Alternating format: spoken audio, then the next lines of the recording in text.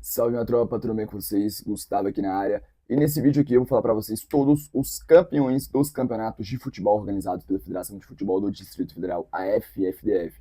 Desde o primeiro campeonato até o último, do campeonato profissional, categorias de base, feminino e por aí vai. Então minha tropa, é o seguinte, eu vou falar os campeões aqui de acordo com a ordem cronológica, ou seja, com a ordem do tempo que os campeonatos foram acontecendo durante o ano de 2025.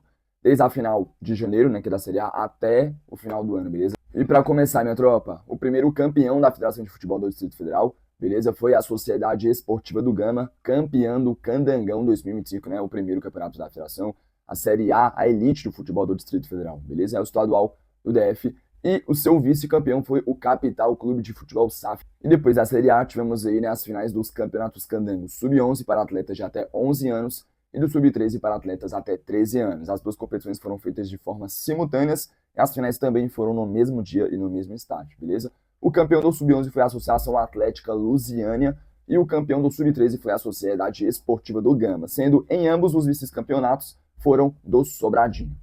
E o quarto campeonato, né, a quarta final de campeonato da federação que teve foi a do Candangão Sub-20. E o grande campeão do Sub-20 foi a equipe do Real Brasília, que por sinal não foi só campeão, foi bicampeão da competição, beleza? O Real Brasília se consagrou campeão.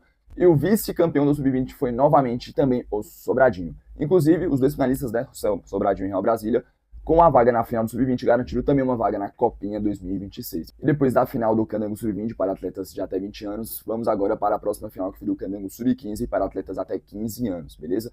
E a final do Sub-15, o campeão foi a Sociedade Esportiva do Gama e seu vice-campeão foi o Capital Clube de Futebol SAF. E depois de tantos campeonatos masculinos, vamos dar espaço agora para a mulherada, beleza? Depois disso, né, depois do Sub-15, teve aí a final do Candango Sub-17 feminino, beleza? Onde o seu campeão foi o Minas Brasília e o seu vice-campeão foi o Ceilândia Esporte Clube. E ainda na competição das mulheres, beleza? Depois do feminino Sub-17 tivemos o Campeonato Candango Feminino Profissional, onde novamente o seu campeão foi o Minas Brasília, beleza?